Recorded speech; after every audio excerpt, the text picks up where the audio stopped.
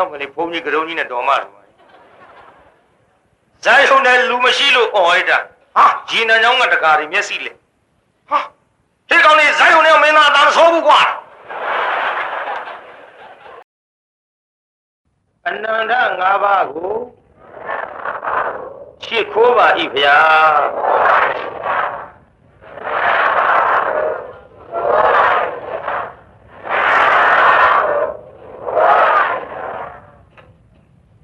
ရန်ကုန်မြို့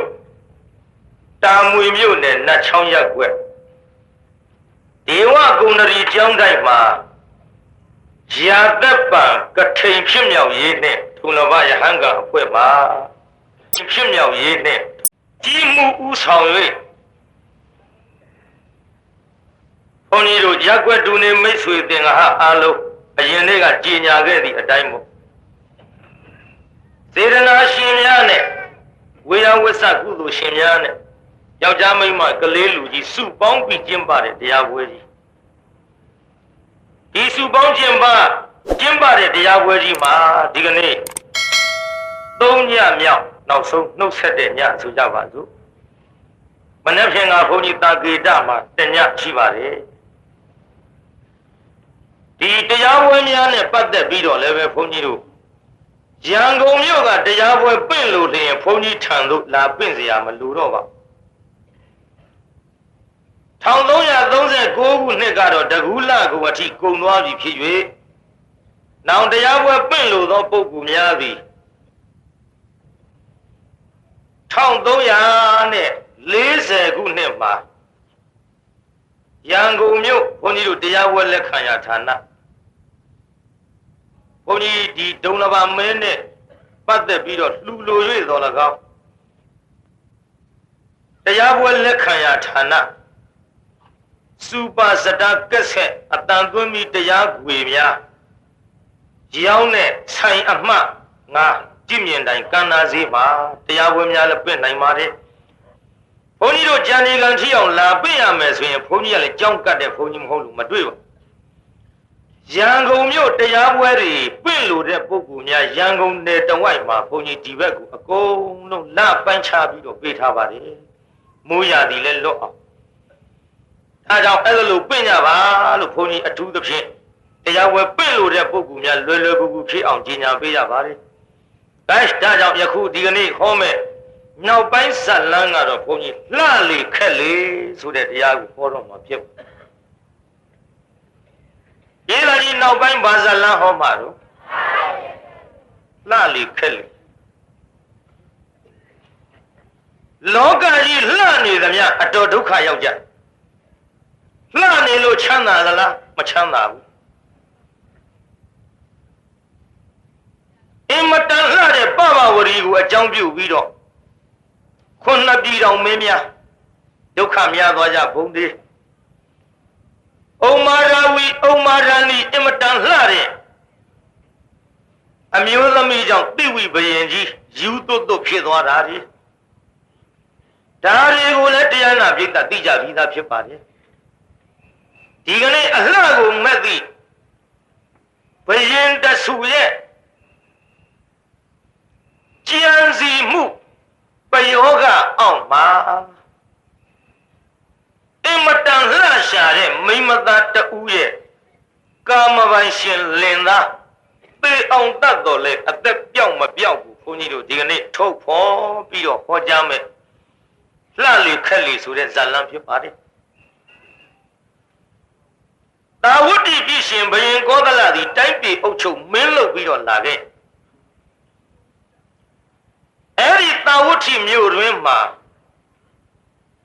လင်သားလုပ်သူကမောင်မောင်ပါမယားလုပ်သူကမေလှလှလို့ဒီလိုခေါ်ပါတယ်မေလှလှဆိုတဲ့အတိုင်းအင်မတန်လှပါကာမပိုင်ရှင်လင်သားမှလွဲ၍တပါးသောယောက်ျားများရဲ့အပေါ်မှာလည်းလော်လီဖောက်ပြန်ခြင်းမရှိခဲ့ပါလော်လီဖောက်ပြန်ခြင်းမရှိခဲ့တဲ့မေလှလှသည်လင်းကိုချစ်ချစ်ခင်ခင်ပြုစုလှုပ်ကြွေးပြီးတော့နေရာမှာကံကြမ္မာဖန်လာကြတော့ တိုင်းပြည်အုပ်ချုပ်သောသာဝတိပြည်ရှင်ဘယင်မင်းမြတ်သည်တိုင်းငံလှဲ့လေတော်မူမယ်ဆင်ပြူတော်ကြီးစီးလို့တိုင်းပြည်မောင်းခြင်းနဲ့ခတ်လို့လဲနေလေးအောင်မြင်းဆောင်မကြဘယင်ရွှေမြင့်နှတော်ကြီးအဖူးမြော်ကြော့ကြစေ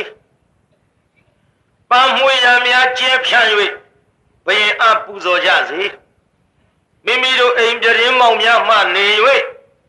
ဘယင်မင်းတရားကြီးထွက်ကြွလာသောအခါပန်းများဖြင့်ဖြန့်ကျဲ၍ပူဇော်နိုင်ကြစေကြေညာလိုက်ဒီကနေ့မောင်မောင်မသည်ဆင်းရဲသားဆိုတော့မသွားမဖြစ်တဲ့ကိစ္စကြောင့်နမရေလှလို့နာမည်လေးအဖျားဆုတ်ခေါ်ပြီးမှာပေါ့ခင်ဗျားတို့ခေတ်ကချစ်ရင်နာမည်အဖျားဆုတ်ခေါ်လှလို့တောင်မခေါ်ဘူးလှညတို့ခေါ်ပုံလေးရှောက်ပြောမိကိုမဆုံးဘူးမဆုံးပြီးမှာပေါ့ကြားဘူးတဲ့အတိုင်းလို့သာမှတ်ကြမောင်ကြီးခရီးသွားကနီးမှာခဲ့ပါရစေကွယ်နှမရဲ့ဟိုကဒူးလေးတုံးပြီးတပတ်လေးပခုံးတင်ပြီးတော့လက်အုပ်ချီပြီးတော့လင်ပြောတဲ့စကားနားထောင်မှတ်ကြနော်လိမ္မာတဲ့မိန်းမများလင်ကိုလေဒူးတုပ်တဲ့လက်အုပ်ချီတဲ့ရှစ်ခိုးတဲ့လိမ္မာတဲ့မိန်းမမောင်ကြီးမှာခဲ့ခြင်းတာတခြားမဟုတ်ပါဘူးခရီးသွားကနီးအထူးသဖြင့်မှာကျင်တာကတိုင်းပြည်အုပ်ချုပ်သောဘယင်ကောသလသည်ဆင်ပြူတော်စီလို့တိုင်းငံလှိပြီးတော့အပူဇော်ခံမရင်နှမရဲ့အဲ့ဒီလိုအပူဇော်ခံထွက်တဲ့အချိန်ခါမှာမေယုတ်ရည်လေးကအမတန်လှဘယ်ရည်ကြီးထွက်ကြွပြီးတော့လာတဲ့အချိန်ခါမှာမင်းမျက်နှာကိုဘယင်မမြင်ပါစေနဲ့ကွယ်ဘယင်ထွက်ကြွတယ်ဆိုတဲ့အချိန်အိုးအောတောင်းချင်းဖြစ်ကြတဲ့အချိန်မှာအိမ်ထဲကမထွက်နဲ့မျက်နှာကိုလည်းအမြင်မခံနဲ့ဘယင်လို့ဆိုတဲ့လူမျိုးဟာမိမသားတယောက်လှပါမြင်လို့ကောက်တော်မူခြင်းပြီဆိုရင်ဖြင့်တာမိကလာအတာမိကလာမေးယုံတာမေးတာပါနှမရဲ့တကယ်တော့ကောက်ချင်လာရင်ဖြင့်သူမယားလိုချင်သူ့လင်လှမ်းနဲ့ထိုးဆိုတဲ့စကားအတိုင်းလင်းကိုပေးအောင်တတ်ပြီးတော့သူနှစ်သက်တဲ့မိမသားကိုချီးယူကနဲ့အောင်မှာမိပရခေါင်အဖြစ်မြောက်တတ်တာဟာဓမ္မရာပါနှမရဲ့ထွက်မကြည့်ပါနဲ့မှာခဲ့ရောဘုကလည်းစိတ်ချပါမောင်ရဲ့လို့တော့တာဝန်ကလေးခံလိုက်ဘရင်အပေါ်အာယုံတက်လို့တော့မဟုတ်ဘူးပေါ့ကြည့်တာကတော့ကြည့်မှာပဲဘရင်ဆိုမြင်မြင်နဲ့လေထူဆန်းတာကိုဘရင်မပြောပါနဲ့အာမမဟုတ်တဲ့ဘုန်းကြီးကတုံးကြီးနဲ့ကိုကြုတ်ကြည့်ရင်တဲ့လူတွေတော့ပေါ်မမြင်ဘူးလို့ဒါကြောင့်ထူးရင်ကြည့်ခြင်းနဲ့ဆန်းရင်ကြည့်ခြင်းနဲ့လင်းကိုတော့ဒူးတုပ်ပြီးလက်အုပ်ချီရှစ်ခိုးလိုက်သားပဲကြီးသားလင်းကိုရှစ်ခိုးလွတ်တယ်လိမ္မာတယ်မိမဒကမတွေလည်းရှစ်ခိုးကြပါနည်းနည်းတော့မေးခြင်းနဲ့ခီးသွားတဲ့လင်းသားရှစ်ခိုးလွတ်တဲ့မိမဒီထဲပဲ2ယောက်လောက်ပါဒကာတွေသွားကနေမြရှစ်ခိုးခံရပါသူတို့ရှစ်ခိုးတာကလက်နဲ့ရှစ်မခိုးပါးစပ်နဲ့ရှစ်ခိုးကျုပ်ကြားဘူးတဲ့သွားကနေသွားတာမဟုတ်ဘူးတဲ့သွားကနေဝေ့ပတ်နေတာကျွတ်တို့ဒကာတွေလည်းသွားကနေဟိုးဝင်ဒီထွက်နေတူတယ်ဟုတ်တယ်အတော့ကွာချားနေတယ်ဟောမကြည့်လေတရားနာပြီးတော့ရှစ်ခိုးလွတ်လင်းလာခရီးသွားပြန်တော့လေပန်းတပြေနဲ့ညောင်ရဲလောင်းပြီးတော့စုမုံကောင်းတွေတောင်းရှာသည်ခလုံးမထီစုမကြီးမြန်မြန်ပြန်ရောက်ပါစေတော့မိမကောင်ထုံးစံကိုခုခေတ်မိမတွေလည်းစုတောင်းပါနဲ့သူတို့တောင်းပုံကြီးကတမျိုးအတော်ကျင်နာပုံပေါက်အိုးသေချင်းစိုးပြန်မလာပြီးရောဘာသဘောနဲ့တောင်းတယ်တော့ကြုံမသိဒါစီနောက်ပိုင်းပါလာတဲ့စကလုံးလေးကသူပြန်လာကလေးတွေရိုက်လွန်းလို့ ကလေးတွေပဲလွှဲချလိုက်ကြည်ပန်းတွေနဲ့ညောင်ရင်လောင်းစုမုံကောင်းတောင်းလင်းလို့သူခရီးသွားပြီးတော့နေကရှင်မင်းကြီးကလည်းထွက်ကြွလာပြီဟိုအုပ်ပေါ်တောင်းတင်တရားလာပြီးသားဘယင်ထွက်ကြွတယ်ဆိုတော့ကြည်မောက်တွေဖွင့်လို့အိမ်တိုင်းတိုက်တိုင်းပေါ်တရားနာပြိတ္တခေါင်းလေးတွေပြူပြီးတော့ကြည်ကြမဲလှကလည်းလင်းမှားတဲ့စကားမေ့သွားပြီတကားလေးဖွင့်ဟဲနေပါပဲလားလူတွေကြည်တာသူ့ထက်ကတိုးခွေပြီးတော့ကြည်လိုက်ကြတာဘရင်ရွှေမျက်နှာတော်ကြီးဖူးခြင်းညာလွန်လို့နန်းတွင်ဝင်ပြီးတော့ဖူးခြင်းလို့သွားပေမဲ့လို့အဆောင်အကြက်တင်းနဲ့ဘရင်အပကပ်ပြီးတော့ရွှေမျက်နှာတော်ဖူးရဖို့အတော်ခဲရင်ပါလားဖူးမယ်တဲ့ဖလားတဲ့ပန်းနေထည့်ပြီးတော့သူကပန်းနဲ့ကျဲကောမလာဘရင်ကြီးဆင်ပြူတော်စီးပြီးထွက်ကြွအလားအများတကာသောမိမတွေကဲ့သို့မျက်နှာလေးအပြင်မဲ့ထွက်ပြီးတော့ဖလားတွေကပန်းကလေးတွေကျဲဖြန့်လိုက်ကောတလဘရင်ကလည်းမျက်စိစူးကျိန်းတာမဟုတ်ဘူးလှတဲ့မိလှသူသွားမြင်လိုက်ဟာအမလေးလှလိုက်တာပါလားငါတိုင်းပြည်အုပ်ချုပ်တဲ့ဘရင်ဖြစ်တော်လဲများစွာသောမိဖုရားတွေနဲ့နေခဲ့မောင်မတွေများစွာနဲ့နေခဲ့မောင်မဆိုတာတော့သိလောက်ပါရှင်မင်းကြီးသူတို့ထံရောက်အောင်တက်လှဲ့အတော်ဆောင်ရတဲ့မိမမျိုးပေါ့မောင်မမိတ်တန်ချွေရန်ဆိုတာလေတလောက်ပြောသိပါတယ်ကြည့်ဟိုမှာငါဒီလိုမောင်မမိတ်တန်ချွေရန်လေးနဲ့နေခဲ့ရပါလေဓလုံးလှတဲ့မိမလှငါမမြင်ဘူးပါလားလှလိုက်လေချင်းကွယ်မိမလှကြီးရဲ့ဘယင်တုံလှုပ်သွားဒီကလှတဲ့မိမမြင်တော့ဘယင်မတုံလှုပ်ဘူးလားဟုတ်တယ်လားဆိုတော့ဘယင်ကလှုပ်ပါညင်နေဘယင်သားကြီးဘယင်မတုံလှုပ်ဘူးလားနလန်တော့ထခင်ဗျားတို့သာမြော့သာကျုပ်ကလူမမာသွားကြရိယဟုတ်တယ်လူမမာနေမကောင်းတော့ဘယ်နဲ့နေသေးတုံးနဲ့မင်းယောဂ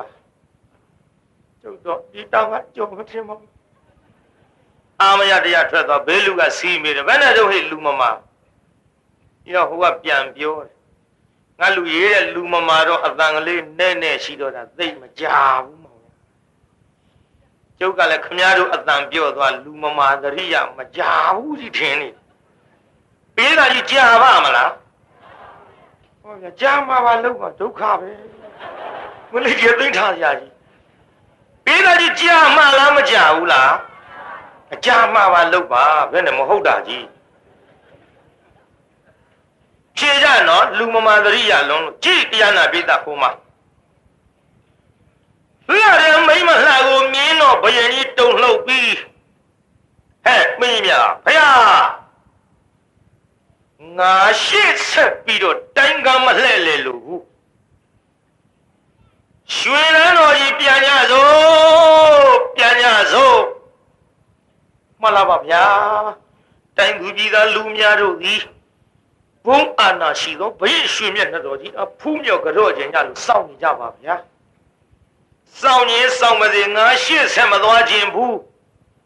ဘာပြုလို့လဲဗျာမင်းရလားဟိုမှာပြင်းမောက်ကလေးဖွင့်ပြီးတော့ပန်းကျဲနေတဲ့ကလေးမှာမြင်ပါဗျာအင်မတန်လှတော့ဗျာအေးအဲ့ဒါငါမြင်ပြီးတော့လေတိုင်းပြည်အုပ်ချုပ်တဲ့ဘယင်ဖြစ်ပေမဲ့လို့ရွှေနန်းတော်မှာရှိနေတဲ့မိဖုရားနဲ့မောင်မမိတ်တန်တွေကိုငါသူ့လောက်လှတယ်မထင်တော့ဘူးဟဲ့တော့မေးကြည့်စမ်းတာမိကလားအတာမိကလားအမေးခိုင်းတော့ဟိုကတာမိကပါတဲ့လင်းရှိမရလို့ပြောလိုက်မှန်လားပါဗျာလင်းရှိမရပါတယ်ဗျာရှုံးပြီ ကောကလမင်းရှုံးရင်ကြီးရှုံးလေစွာ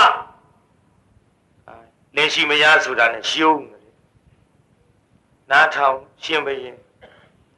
တိုက်ပြေအုပ်ချုပ်တဲ့ဘရင်ဖြစ်ပြီးတော့ဒီမိမ့်မလှကိုငါမရပဲနဲ့တာမန်ယောက်ျားတယောက်ကမိမ့်မလှကြီးကိုရတာမင်းအတွက်ဒီဘဝရှုံးချက်ကြီးလေစွာတော်ပြီမင်းလားမရှိဘူးပြမယ်ရွှေနန်းတော်ပြန်ရောက်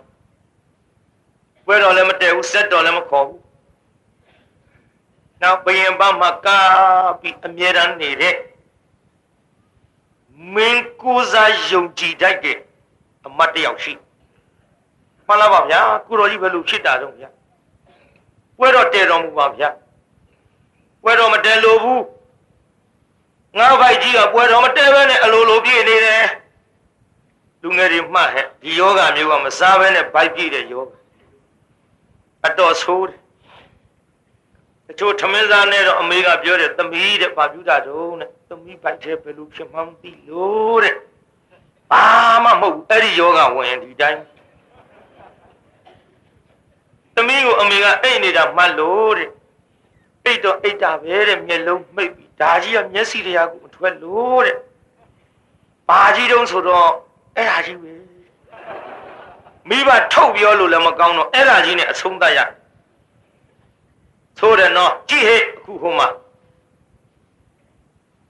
မျက်စိမိတ်ပြီးတော့စစ်တော့ခေါ်တော့လည်းမပြောဘူးမောင်မေးမှန်လားပါဗျာဘယ်နဲ့ကြောင့်လုံးဗျာဘယ်နဲ့ကြောင့်နေပါလေပြောမနေနဲ့ရှစ်သကွယ်တိုင်းပြည်အုပ်ချုပ်တဲ့ဘုရင်ဖြစ်ပြီးငါအသက်သေးရင်သေးပါစေတော့ပြောလို့မဖြစ်ပါဘူးကွယ်မဟုတ်ပါဗျာဘုရားကျွန်တော်မျိုးကြီးအားမိန်တော်မူပါဗျာအေးဒီလိုဆိုရင်ကွယ်အာဟုသမှုများဖြစ်လေမလားတော့မသိဘူး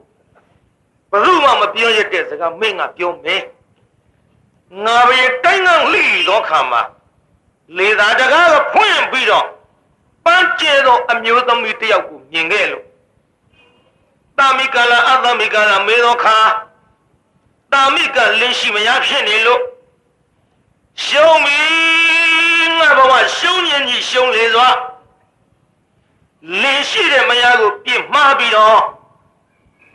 မိမယားတင်ထားရမယ်ဆိုရင်လည်းတိုင်းပြည်ကြက်ရက်ွယ်ဖြစ်တဲ့ကွယ်မိဖုရားများစွာနဲ့မောင်မမိတ်တန်းနေနဲ့ဒါလောက်ကြီးပြောပါလို့အာမယကာမပိုင်ရှင်မိမသားကိုစောခင်မိမသားကိုစောကားတယ်လို့တိုက်ပြီးအပြစ်တင်တော့မယ်ဒါကြောင့်သူမျက်နှာငါးမျက်စိတွေကမထွက်ဖဲနဲ့မန်သူစိတ်ကထင်းနေဒီကမျက်စိတွေကတကယ်မထွက်တာတော့ဟုတ်ရဲ့လားမဟုတ်ဘူးစိတ်ကထင်းနေတယ်စိတ်တဝိပ္ပန္နာသတချို့ကတရလွန်ပြောသေးသူခန္ဓာကိုယ်လေးငါးမျက်စိတွေကမထွက်ဘူးတဲ့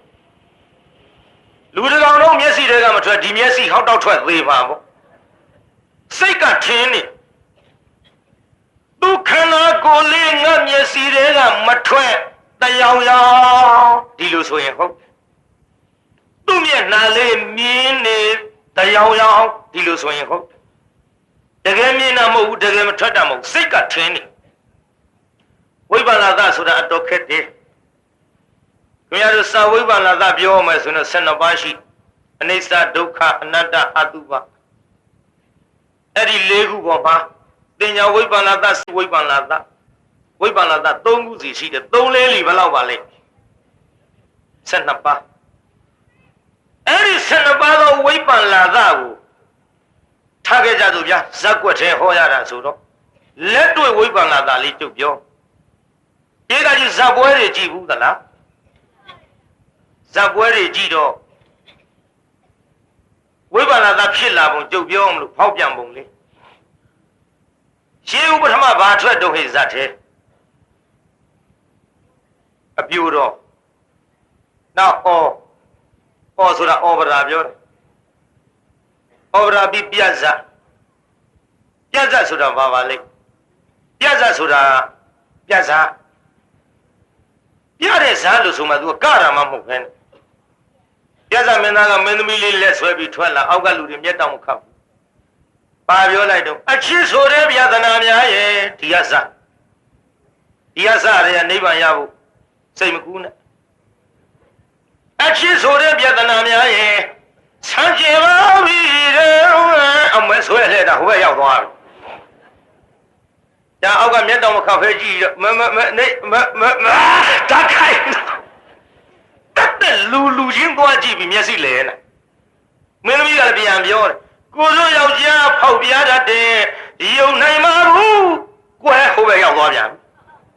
ကတာလည်းမဟုတ်ဘူးဆွဲလှဲ့ပြီးခမားတို့ကသူတို့ကတို့ဒီလိုလုပ်နေတယ်လို့ပြဒါအရှင်းမရှိပဲဝိုင်းကြည့်ပြဇက်ကပြန်လာတော့ဖိုးကြီးတွေမေးကြည့်တယ်ပြဇက်ဘက်နဲ့တုန်းထူပါဘူးကွာတဲ့အိမ်လဲတို့ဒီလိုဖြစ်သားတို့လုပ်တာလို့လုပ်ပြန်ဘာထူးတယ်တို့အိမ်ကိုပြဇက်ကိုပါကိုထွက်အိမ်ရေးတောင်မပြဘူးပတ်ဆံလည်းမကိုဒါပေမဲ့ခမားတို့မျက်စိလဲတယ်ကဲပြဇက်ပြီးတော့တခါပြန်ကြည့်နှစ်ပါးသွားမျက်တောင်မခတ်ဘူးကြည့်ထွက်လာပြီမင်းသားကမင်းသမီးတွေတပြုံကြီးနဲ့ဟိုတောင်စီရဲ့ကောင်ဟာညွတ်တို့ရဲ့ညွတ်တို့ရဲ့ဆိုတာဒီနဲ့ထွက်လာမြိုင်တာပေါ့ဗျာမြိုင်တာဆိုတာဘုန်းကြီးနဲ့ဘာမှမဆိုင်ဘူးမဆိုင်မသိရေနံကြောင့်ဇာတ်ယုံကြီးတွေခေါ်တော့မှလုတ်ခဲ့ရမလုတ်လို့ဖြစ်မှဖြစ်ပဲမင်းသားတွေကြတော့ယုံသွင်းမဲ့ကန်တလိုက်တွေမှုပေါက်လို့တရားဘုန်းကြီးယုံသွင်းမဲ့ကန်တလိုက်တယောက်မှမလာဘူး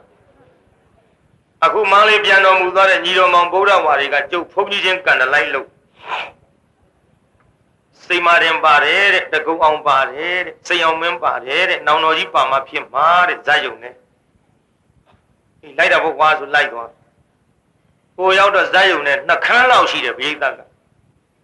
နဲလှကြည့်လားလို့မင်းသားတွေကတော့လည်းဒီလောက်ပဲလားလို့ကာဘူးဖျားတဲ့မင်းသားတွေကတော့ပြည့်လူပြည့်ခင်တဲ့ကျုပ်ကြဘာလို့နဲတာတော့လို့မင်းသားတွေကတော့ဖျားတဲ့မြိုင်ဓာတ်တွေဘာတွေနဲ့ကိုတဲ့ကျုပ်ကလည်းမေးတယ်မြိုင်ထရင်ပြည့်သလားလို့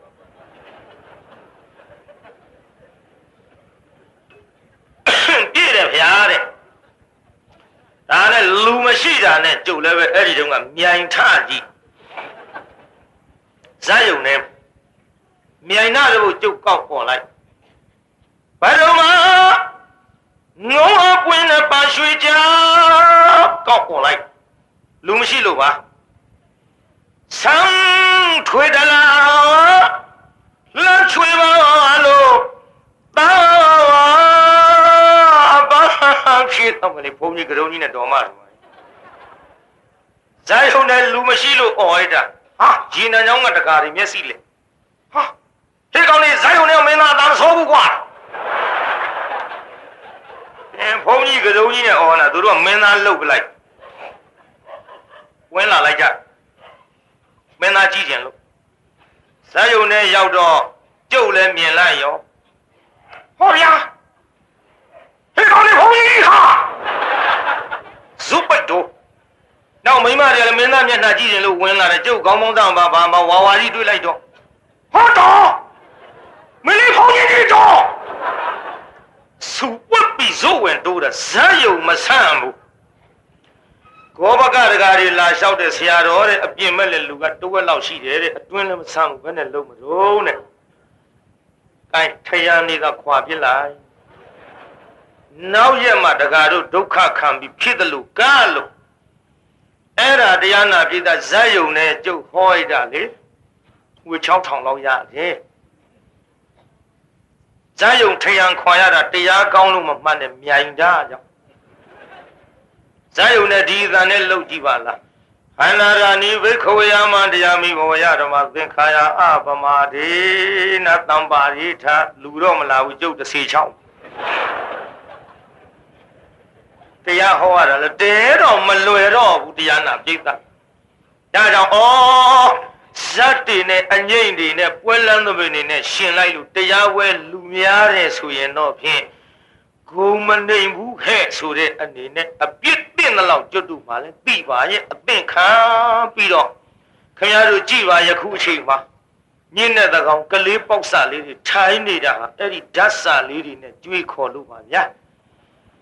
ကျန်ဒီကံတရားနားထောင်ရတာဟေးကျန်ဒီကံတရားပွဲကွာတယ်ပြင်းမှုကွာတယ်တချင်းလေးလဲဆိုတယ်ကွာတယ်ငိုချင်းလဲချတယ်ကွာတယ်ရီလဲရီရတယ်ကွာ တရားလိုချင်လို့ဒီကလေးတွေလိုက်လာတာမဟုတ်ပါဘူးဒါပေမဲ့လို့သူတို့ရောက်လာတဲ့အချိန်ကြတော့မှအရင်နေ့တွေကလည်းကြုတ်ပြောခဲ့တန်ဃာတော်တွေနဲ့ဘယ်လိုဆက်ဆံရမယ်ဘယ်လိုစကားပြောရမယ်ရှောက်ထားရမယ်တန်ဃာအရေးလွတ်အောင်ဘယ်လိုရှောင်ရမယ်မိဘဆရာသမားရဲ့ရှိဘယ်လိုနေရမယ်လှုပ်ကြွေးမှုဘယ်လိုပြုတ်ရမယ်ဆိုတာတွေကြုတ်ထံရောက်လာမှသူတို့ကိုကြုတ်ကဒီပုံစံချလို့ရတာမလားရင်သူတို့ဆုံးမဖို့ပဲလွယ်လိမ့်ဒါကြောင့်ဒီကလေးတွေရောက်အောင်ဆွဲခေါ်ရသဖြင့်ဓမ္မကတိကထဲမှာအောက်ပိတ်ဆုံးလေကတိပါလို့တောင်းအော်မြောက်အော်မှုလဲတန်ဃာတော်ရှင်မြတ်များတရားဝဲတိုင်းအနှံ့ရပါတယ်ဗျာလူကြီးမိဘအရွယ်တွေကိုလည်းအနှံ့ရပါတယ်မှန်ရလားပြိဿကြီးရှိစေတော့တရားနာပြိဿထွက်ရောမင်းသားအဲ့ဒီကထွက်သွားတယ်ခင်ဗျားတို့လိုက်နာထောင်မှတ်မှာမဟုတ်ဘူးကျုပ်လည်းပြောချင်ရရှောက်ပြောမိုးလင်းလည်းဘယ်ရောက်လို့ဘယ်ဆုံးမှသိမှာမဟုတ်ဘူးမင်းသားထွက်ပြီးနှစ်ပါးသွားကနှစ်ပါးသွားလည်းပြီးရော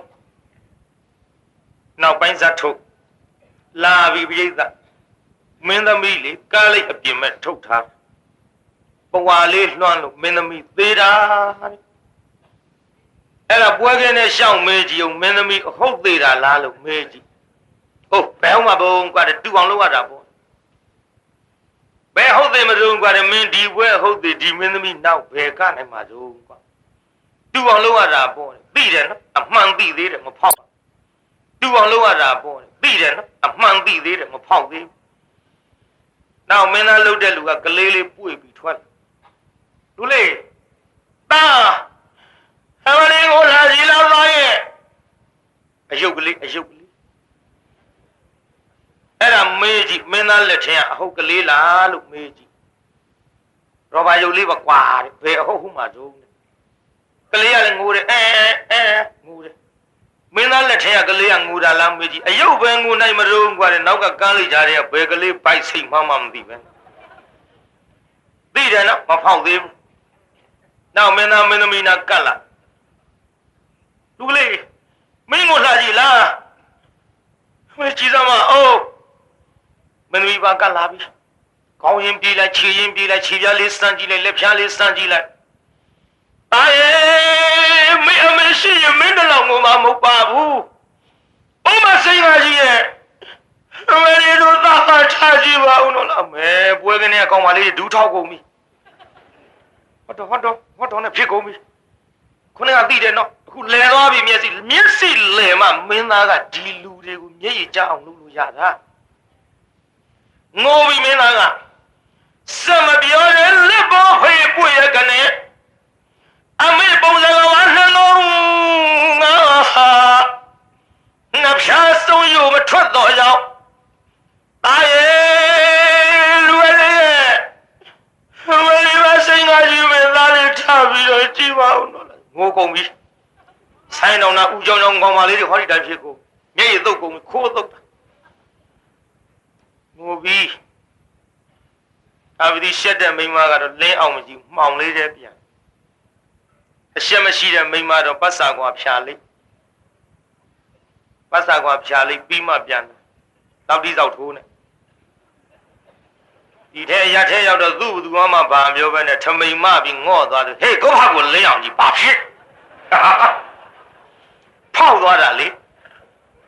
ဝိပ္ပလာသဖြစ်သွားတာအိမ်ရောက်တော့ဇောက်တိဇောက်ထိုးနဲ့ငန်းပြရေးချက်ပါတယ်ဆိုမှစားရီတဆုပ်ကြီးခတ်မောင်မင်းကြီးသားများကငန်ရမလားလို့ရိုက်ခွဲပြစ်အဲ့ဒါလက်တွေ့ဝိပ္ပလာသမှန်လားပြိဿကြီးဒါတော့တရားနာပြိဿကြီးဒီဝိပ္ပလာသတွေဖြစ်မှာစိုးလို့ရှေ့ဆက်ကြပါအောင်စို့ဗျာအခုကောသလကြီးဝိပ္ပလာသဖြစ်ဖောက်ပြန်လို့ယူပါယုံမှာဆွဲလန်းပြီးတော့ဆင်းရဲတဲ့ဒုက္ခသစ္စာကိုလည်းသူမမြင်ဆင်းရဲကြောင့်တရားဖြစ်တဲ့သမုဒိယသစ္စာကိုလည်းသူနားမလဲဒီဒုက္ခသစ္စာသမုဒိယသစ္စာဆိုတဲ့လောကီသစ္စာတွေရဲ့ပြည့်ရပြတ်ကြောင်းဖြစ်တဲ့လမ်းကောင်းတစ်ဖွဲမက်ခင်ရှစ်တွေကိုလည်းပွားများဖို့စိတ်မကူဒီအထူးသဖြင့်နေတော့ခက်သကွယ်တိုင်းပြည်အုပ်ချုပ်တဲ့ငါဘရင် တိုင်းသူပြည်သားများကကြိတ်ကြလိမ့်မယ်ထင်တယ်မှန်လားပါဗျာကုတော်ကြီးဒီအတွက်နဲ့တော့ပူတော်မမူပါနဲ့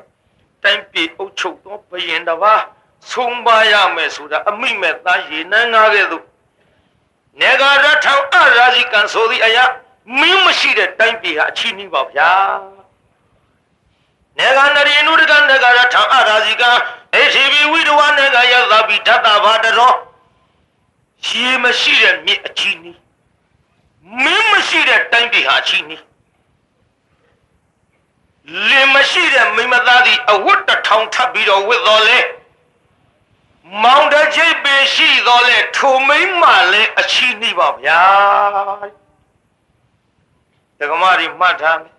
လင်သားပနာမရှိတဲ့မိမဟာအချီးနှီးတဲ့မြောက်ပေးတယ်လည်းမအောင်မင်းနဲ့နေနိုင်လည်းကောင်းပါတယ်ခဲသားတလွဲတချော်နဲ့ကြာလီကဆရာတော်ကလင်မရှိအချီးနှီးဆိုတာနဲ့ကျုပ်ကဟွာပြုခိုင်းသလိုလိုထင်မှာစိုးလို့ပြောရလူပေါင်းလူဘဝမှာနေမယ်ဆိုရင်တော့စော်ကားမဲ့လူပေါ်တတ်တယ်တဲ့ဒါကြောင့်ဘယင်ကောက်တာတောင်တာမိကလာအတာမိကလာမဲလို့လင်မရှိအချီးနှီးကျုပ်ကထည့်ပြောပါပါတယ်တို့ဖြစ်ပါယူဗျာတဲ့တိုင်းပြည်အုပ်ချုပ်သောဘယင်တစ်ပါးဆုံးမရမယ်ဆိုတဲ့တိုင်းလူပြည်သားဘယ်လိုနည်းနဲ့မှလိလျူရှုမနေနိုင်ပါဗျာဘုရားကျွန်တော်မျိုးကြီးများတိုင်းလူပြည်သားပါဝင်ဖြစ်သောကြောင့်မှန်လားပါဒီမိမတယောက်အဘိတ်ပိတ်ပြောက်ချင်တာတဲ့အသက်ပြောက်အောင်တော့ကိုဒုက္ခအရောက်မခံပါနဲ့မှန်လားပါဗျာတဲ့လောကစကားရှိတာနဲ့သူမရလိုချင်သူလင်းလှမ်းနဲ့ထိုးသူလင်ကိုမင်းခတ်ယောက်ျားအဖြစ်နဲ့အပခေါ်ထားလိုက်ပေါ့ဗျာကဲအပခေါ်ပြီးပါလို့ရဟောဗျာသူမရလိုချင်တာသူလင်သေးအောင်ကြာရမယ်ပေါ့ဗျာမင်းခတ်ယောက်ျားအဖြစ်နဲ့မင်းခတ်ယောက်ျားကန္နာသစ်ပင်ဘယင်ပြစ်ရှာရင်မင်းခတ်ယောက်ျားဆိုတာအပြစ်တွေ့တာဟဲ့ဘယင်အပြစ်မရှာရင်သာဘယင်အပြစ်ရှာရင်တွေ့တတ်ပါလားဗျာတို့ဖြစ်ပြီးတော့မင်းခတ်ယောက်ျားယာရုပေးထားလို့အပြစ်ရှာပြီးသူ့လင်ကိုသေအောင်သားသူမရနန်းရတင်ပြီးတော့မိဘခေါင်မြောက်ပါဗျာအေးကောင်းပြီကွခေါ်ဟဲ့သူ့လင်သားကိုမောင်မရှိတော်တွင်းအေးမင်းနာမည်ပဲလို့ခေါ်တော့ဟဲ့မောင်ပါဗျာလာတာလေးယူထားမောင်ပါငါတဲ့တော့အသက်ကြီးနေတော့ဝတ်ကြတယ်ကောင်အေးမောင်ဘာတွေမလိုချင်ဘူးကွယ်တဲ့ငါထံပါမှာကပ်ပြီးတော့ဟေးမောင်ပါမင်းခယောက်ျားလို့ရမလားပါဗျာမလုပ်ပါရစေနဲ့မင်းခယောက်ျားကန်းနာတပင်ဆိုတဲ့စကားကြားဘူးပြီးသားမို့ဖះကျွန်တော်မျိုးကြီးသည်အခွန်ဆယ်ဖို့ကိုတဖို့မကအခွန်တော်တွေဆက်ပြီးတော့ရှင်မင်းနှစ်သက်အောင်ဆောင်ရွက်ပါမယ်ဗျာမင်းခယောက်ျားမလုပ်ပါရစေနဲ့မလုံးလို့မရဘူးကွဘယင်သက်လို့သေရောငွေမရဘူးဆိုတာမင်းသိတယ်မဟုတ်မသေးခြင်းရင်မင်းခယောက်ျားလို့ပါဇက်ကပြောတော့မသေးခြင်းရင်မင်းခယောက်ျားလို့အမှန်ကသေအောင်တတ်ချင်လို့အလုပ်ခိုင်းမှန်လားပါဗျာဘုရားကျွန်တော်မျိုးကြီးအသက်တော့တတ်တော်မူပါနဲ့ချမ်းသာခွင့်ပေးတော်ကိုမင်းခယောက်ျားပဲလုပ်ပါမယ်ဗျာသိပြီဟိုကဒုက္ခပဲမိလားအဲ့မလေးမင်းလှလို့အခက်ကြုံရပြီကောကွယ်မိမသားကြီးရဲ့ကြည်ဘရင်ထွက်ပြီးတော့မကြည့်ပါနဲ့ဆိုတာ तू ကြည့်မိပြီနဲ့တူတယ်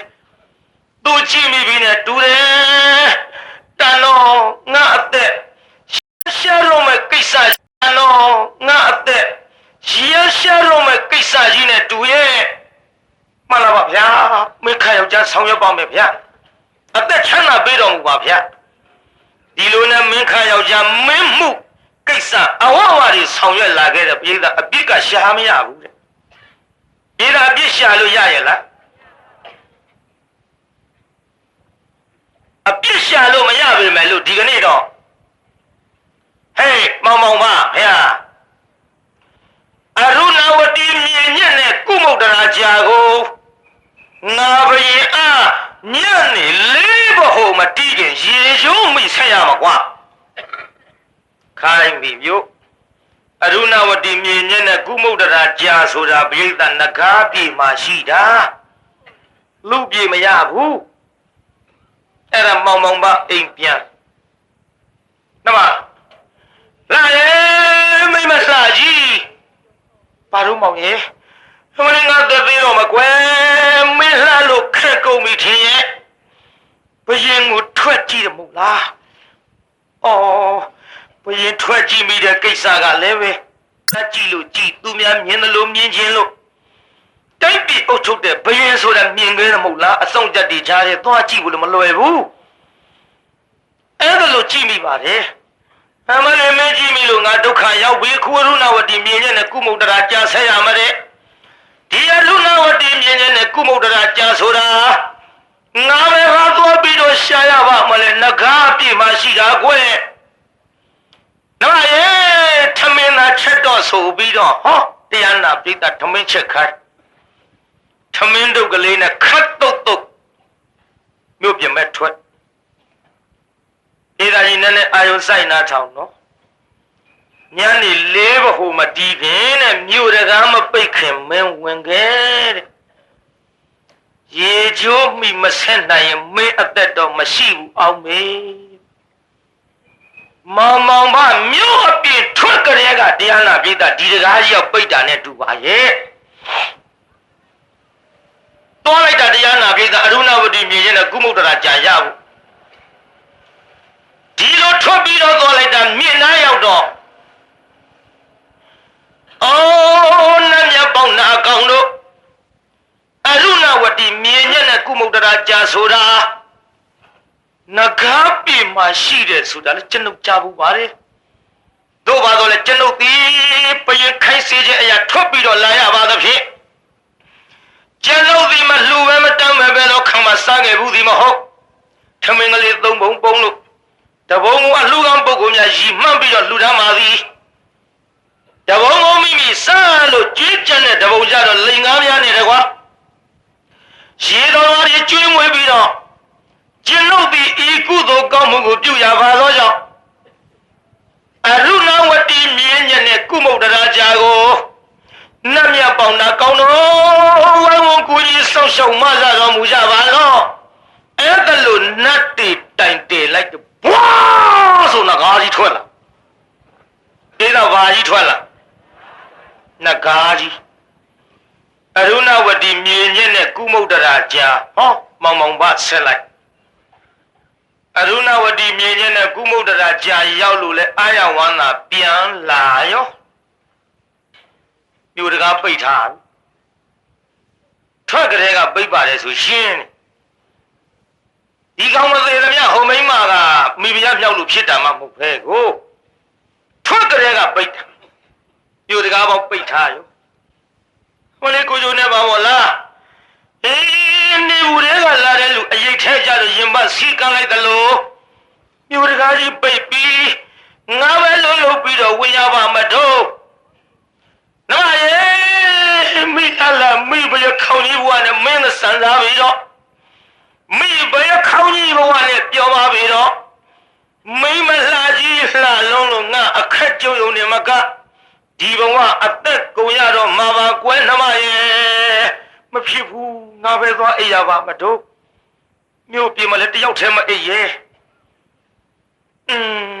တုံတော့ကထွတ်ထားသားပြင်းညုံနဲ့စောဖယားကြောင်းတော့သွားပြီးတော့အိမ်မှာပါပဲလို့တတဝါများဒုက္ခရောက်လာရင်ဖယားတရတရားတရတဲ့တန်ဃာတရတဲ့ခလုတ်ထီအမိတဆိုတာဒါပေါ့ဒီထဲတရားနာပြိဿကျွတ်တို့ပဲမယ်တက္ကရာတွေကပရိတ်ရုပ်ပင့်ဟိုအန္တရာယ်ကင်းပရိတ်ပင့်ပြီးတော့ရှောက်သေးတယ်ရှင်ဗျာတဲ့ရှင်းတော့ငါများဒီပရိတ်ရည်တွေဟာပရိတ်အာနိသင်ကြောင့်ထပွက်တယ်လို့ကြားဘူးပါတယ်ဗျာတဲ့လာပြန်ပြီလို့ခမရတို့လည်းကိုယုံကြည်တဲ့အလျောက်ကိုးစားရင်ပြီးတာပဲမင်းတို့မင်းတရားကြီးလျောက်ထားတဲ့စကားကြားလေရော့သလားမင်းတို့မင်းတရားကြီးရှောက်ဖူးသားပဲအရင်တုန်းကဗျာတဲ့ပရိတ်အာနိသင်ဟာပရိတ်အိုးတွေကရည်တွေထပွက်တော့ဗျာအခုရှင်မရတို့ပရိတ်အိုးကထခုံလုံးမှာဘောင်မင်ခတ်ပါမလားတဲ့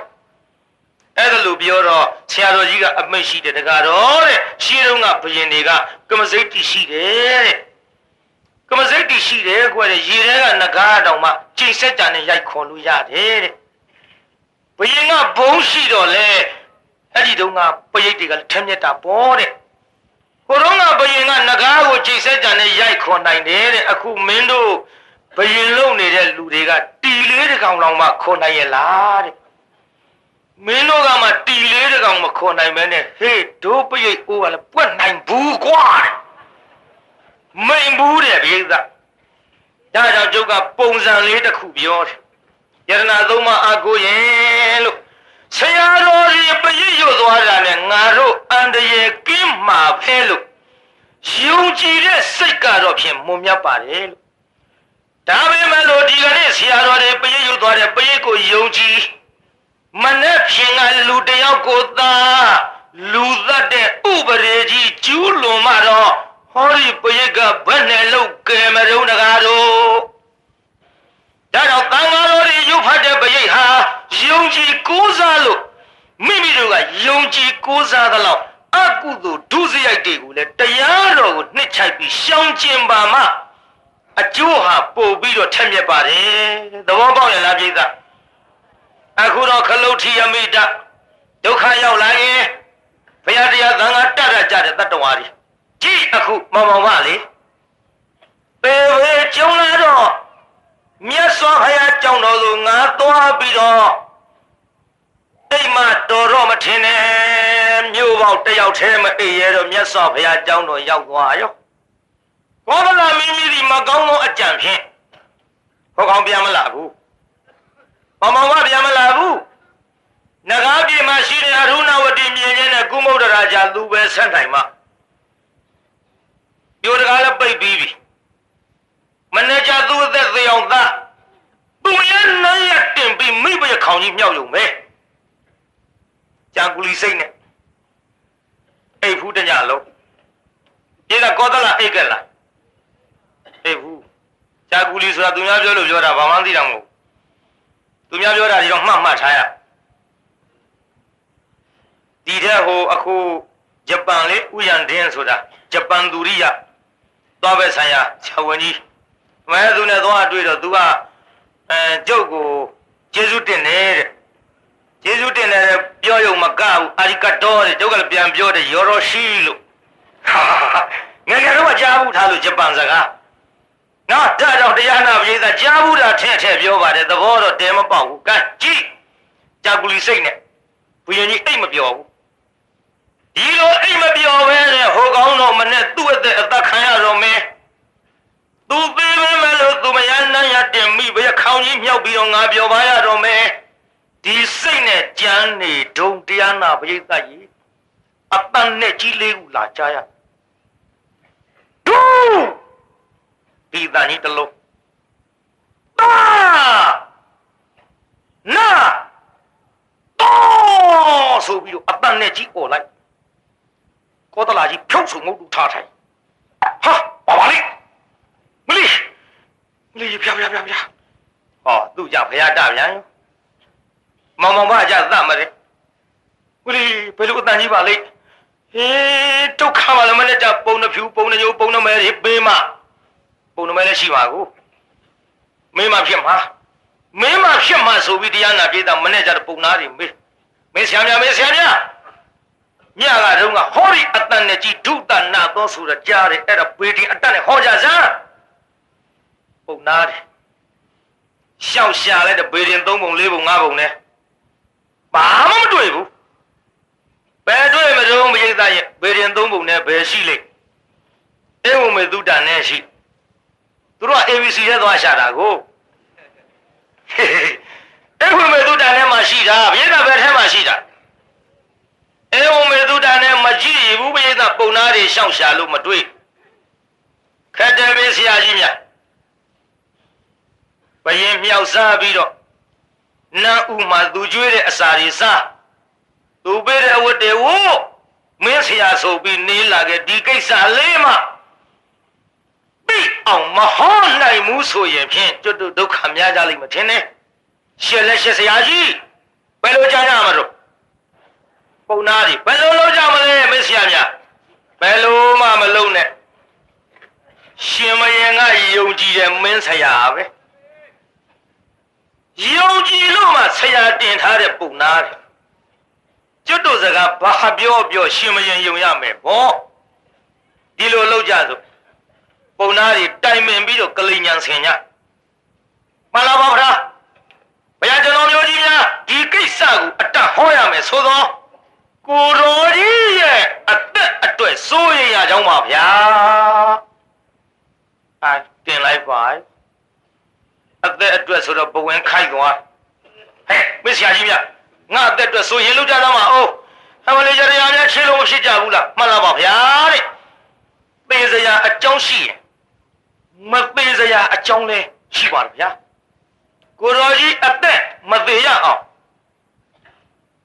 ဆင်းတရားမြင်းတရားယောက်ျားတရားမိန်းမတရားကျွန်းယောက်ျားတရားကျွန်းမိန်းမတရားစိတ်တရားစိတ်ကလတရားစိတ်မြမတရားပေါ်တတ္တဝါတွေကိုတရားစီသတ်ရတမ္မတတရစ်ပူဇော်ပွဲကြီးတတ္တဝါတွေတရားစီရဲ့လေချောင်းသွေးကိုရှင်းနပူဇော်ရင်ဖြင့်ပေဘေးမှလွတ်မြောက်ပါလိမ့်မယ်ဗျာတော်ဦးတင်လိုက်ရှင်ဘရင်အားမစင်စားဘူးဟာတော့တရားစီလေချောင်းသွေးကဖောင်းငါအသက်ရှင်အတွက်လေချောင်းသွေးနဲ့ရစ်နပူဇော်ကြနိုင်ရင်ဖြင့်ညောင်မင်းကြီးဇောက်ထိုးဆွဲအော်လိုက်ကြတာတတ္တဝါတွေတရိษံတွေကတရိษံလို့အော်လူတွေကလည်းလူအော်ဟိုလေကဲတော်ပါဗျာလို့ဝိုင်းအော်ကြတော့ကြာပြီမန္လိကမိဖုရားကြီးဟောမောင်ဖုရားဟဲ့ဘာလို့နှမတော့နိုင်ရင်ပြင်ပါဗျာကဲတော်မူပါဆိုတဲ့အတန်ကြီးဘာတန်လဲဗျာခက်လိုက်တာမိဖုရားခေါင်းကြီးရဲ့မောင်ဖုရားညာမိဖုရားခေါင်းကြီးရဲ့မောင်ဖုရားညာကစစ်တော်ခေါ်လို့ပြောတော့ကျူပါရဲ့လားလို့မေးပေါ်မရဘူးမလေးခုမှလာပြီးတော့မင်းရသလားမောင်ဖုရားအသက်ပြနိုင်လောက်တဲ့ဒုသနာသောဆိုတဲ့အတန်နဲ့ကြီးလေးကိုကြားတယ်အဲ့ဒီအတန်နဲ့ကြီးလေးကိုကြောင့်အသက်သေးလိမ့်မယ်လို့ဆိုတဲ့ကိစ္စမသေးရအောင်ရှင်းနပူဇော်ရမယ်လို့ပုံနာများတော်ဦးတင်တတ္တဝါစီတရားစီတတ်ပြီးတော့လေချောင်းသွေးနဲ့ရင်းနပူဇော်ဖို့ဖန်ထားတဲ့တော်တွေအောနေတယ်ဘုရားမှားလိုက်လေဗျာမောင်ဘုရားစဉ်းစားပါဗျာတိုင်းသူပြည်သားမြေရေပေါကြပြီးတော့သူတို့အသက်တွေသေးမှမောင်ဘုရားတယောက်ရဲ့အသက်ချမ်းသာရမယ်ဆိုတာမှန်လားပါဗျာမိမတွေ့လေးနဲ့တွေ့ကြည့်ပါဦးဗျာဘာတွေ့တဲ့ပြေးတာကြီးဘာတွေ့တဲ့မိမတွေ့နဲ့တွေ့ကြည့်ပါဦးတဲ့ဘာမှနားမလဲတဲ့ပုံနာတွေမေးတာကိုဘာမှမသိတဲ့ရှင်မင်းကြီးပုံနာတွေဘာမှမသိတဲ့လူတွေပြောတာယုံသလားဗျာမိဖုရားကြီးဘယ်နဲ့ဟာတွေရှောက်ပြောနေတာတို့ဘယ်နဲ့မှပြောတာမဟုတ်ဘူးပုံနာတွေအရန်ဟောတဲ့ကိစ္စဒီတိုင်းကတရားဝါတွေသိရမယ်ဆိုရင်မသိလျော်ပါဗျာဘာမသိတဲ့ပုံနာတွေဟောလုံးလုံးကတ်ထွတ်တာတပ်ပြညိုမြတ်စွာဘုရားရှိပါလေကနေဘုရားတော့မလျှောက်ထားပဲနဲ့အိုးဘုရားနဲ့ကတော့သိခါတဲ့နာဟုတ်ပဲဟုတ်ကွာဘယ်ဘုရားနဲ့ခါမသိဘူးလာဒါဖြင့်နှမတော့ရှေ့ဆောင်ပြီးခေါ်မယ်မန္လိကမိဘရခေါင်းကြီးကရှေ့ဆောင်ခေါ်သွားဒီလိုနဲ့တရားနာပိဋကကြီးဘုရားရှိတော်ရောက်ဘုရင်ကြီးကြွလာတယ်ဆိုတော့မောင်မောင်ဘာပြောကောင်းမလဲတရားနာပိဋကဖင်းကိုမလဲတရားနာပိဋကဖင်းကိုတုံလို့လူတွေတုံချွေးတွေပြန်ပြီးတခါတည်းပလင်အောက်စွတ်တော့ဘုရားမင်းကလာဖမ်းတာနဲ့တူရဲ့ငါတတ်တော့မှနဲ့တူရဲ့အောက်ကနေချောင်းပြီးသားလေးနားထောင်မန္လိကမိဘကြီးကရှောက်ရသော်ဗျာတဲ့ကိုကလရှင်မယင်ကြီးညကစစ်တော်ခေါ်လို့မရတော့အပန်းနဲ့ကြီးလေးကိုကြားပါတဲ့ဗျာဟဲ့တကတော့မှန်သလားမှန်လားပါဗျာဘယ်လိုကြားရတော့ဟဲ့ဒုသနာတော်လို့ကြားပါဗျာအဲ့ဒါကြတော့ဘာလို့ပုံနာတွေကရင်းနပူဇော်ရမယ်ဆိုလို့ရင်းနပူဇော်ဘူးတတ္တဝါတွေတရားစီတတ်ဖို့ကိစ္စမန္လိကာကဘုရားမင်းမဖြစ်မယ်ဆိုလို့ဘုရားတပည့်တော်လိုက်လာရပါဗျာတကားတော့တဲ့အဲ့ဒါသိအတွက်လည်းမဟုတ်ဘူးမိဘရခေါင်းကြီးအတွက်လည်းမဟုတ်ဘူးတိုင်းသူပြည်သားအတွက်လည်းမဟုတ်ဘူးဟောလုံးငါတဲ့နောက်ဘဝ ငါဤနောင်တော်ကတ္တဗဖယားလက်ထက်တုန်းကပစ္စည်းချမ်းသာသောတထေသား၄ယောက်သည်လူဖို့လည်းသတိမရယရနာသုံးပါးလည်းမလေးစားဒီပစ္စည်းတွေနဲ့တို့ပဲလို့ပြောပါကြမလဲလို့တိုင်ပင်ပြီးသောအခါမိန်းမတွေကိုခေါ်ပြီးတော့တယောက်ကအကြံပေး၃ယောက်ကလက်ခံနောက်တပြိုင်တည်းဒီအကြံကိုပြုတ်ပြီးတော့ပျော်ပါလာခဲ့တာတနေ့သောအခါအဲ့ဒီကဲ့သို့သူများရဲ့သားမျိုးသမီးမျိုးသူများသားမယားတွေအဖြစ်စည်းခဲ့သောတထေသား၄ယောက်သည်စုတိမနေသေလွန်သောအခါလောဟကုံပြီးအနှစ်6,000ခံရသောတန်ရေဘူးငရဲမှာကြာရတယ်တကားတော့တန်ရေဘူးငရဲမှာအထက်သို့ဆန်တက်ပြီးပေါ်လာသောအခါထိုစီဝိတမစီဝိမှရေတန်နောနာဒရမသိအစရှိသဖြင့်